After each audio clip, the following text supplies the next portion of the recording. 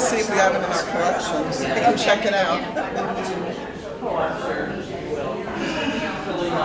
So I was telling him that we had a conference call yesterday with the executive officer from the foundation. Yeah,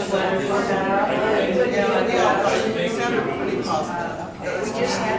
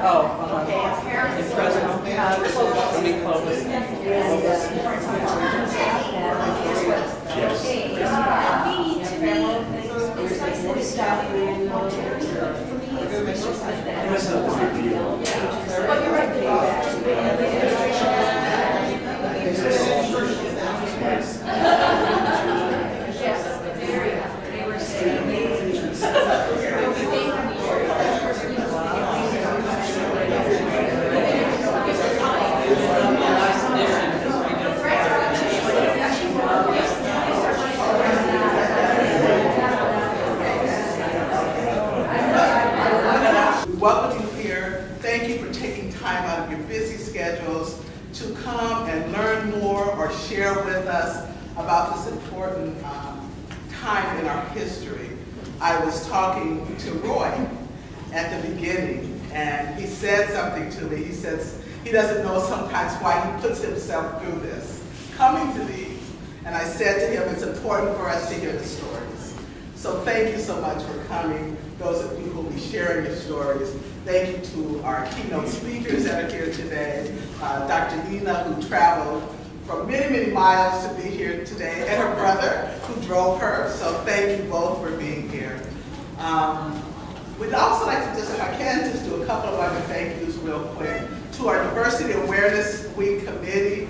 In particular, thank you to Bang Bang, who's a part of the library, and to her multicultural committee here in the Henry Mack Library, and to Dean Peter McDonald for allowing us the use of this space. Isn't our library beautiful? Yeah, it is. So we appreciate that. And just, I really appreciate the collaboration. We had a meeting about what can we do for Diversity Awareness Week, and I talked about our NICE project and how we want to do some emphasis on that. And she talked to Tammy Lau in the library. And Tammy said, hey, I have some grant funds to do some work around honoring the Japanese American experience in the San Joaquin Valley. Let's work together. And so that's what I love about working on this campus, the kind of collaboration and cooperation that happens. So thank you for those of you at the library. Can we give them a hand? I have some other thank yous I'd like to do, but before I do that, I'd like to introduce someone that I can say is a wonderful leader, and I don't say that just because he's here. I say it when he's not listening. And that is my Vice President for Student Affairs, Dr. Paul Oliara. Welcome. Thank you, Francine. And it is a privilege on my part to be able to welcome you this morning. Thank you all for being here. And to really formally welcome you to this 5th Annual Diversity Conference. I know this is a difficult time of the year for everyone. It's busy, but as you can see, what has been planned for this week and this conference is truly going to be worth it. This is one of our greatest traditions. It's become one of our greatest traditions on this campus because it reminds us of one of the strengths of this campus and this region, and that is the richness of our diversity. And I am particularly grateful to Francine for what she does all the time to remind us of the importance of diversity to our lives and to our campus. When Francine talks about diversity, she talks about it in all its forms: cultural, racial, ethnic, gender, ability, sexual orientation, age, the full range. And she continues to remind us of how this campus is enriched by the the differences all of us bring. And she's done that throughout her career. Through the Central Valley Cultural Heritage Institute, of which she is a founder and director, she has provided inspirational efforts on her part and those of her staff to keep this issue in the forefront of our campus and this region. And Francine, I can't thank you enough for that. It's just been a fabulous effort throughout my tenure here, and I know it preceded me.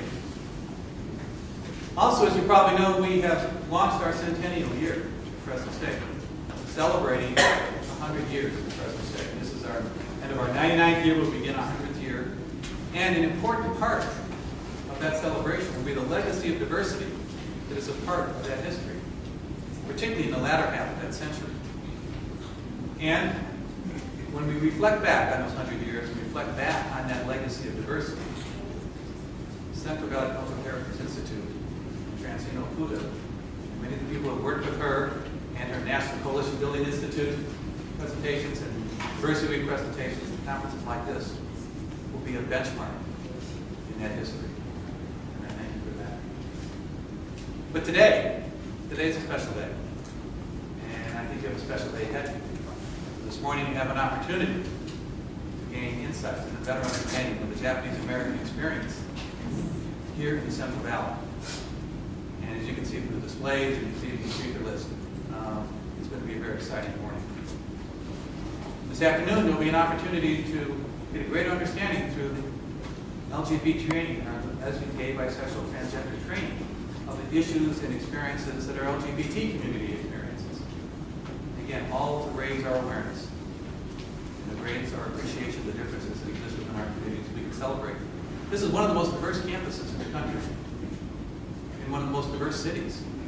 It just reminds me, it blows me away that there are over 100 languages spoken in the Fresno Unified School District alone. So again, it reminds us how much we need to appreciate and take advantage of this diversity. It's especially fitting that we have the subject this morning being the Japanese-American experience in the Central Valley, because in 3 weeks, we're going to have a very special event. It's going to be the Nisei Commencement Ceremony. We have the opportunity to honor those Japanese-American students who were at Fresno State in 1941-42, but who had their academic studies interrupted because they were incarcerated and sent to an intern camp at the start of World War II. But thank you for being here.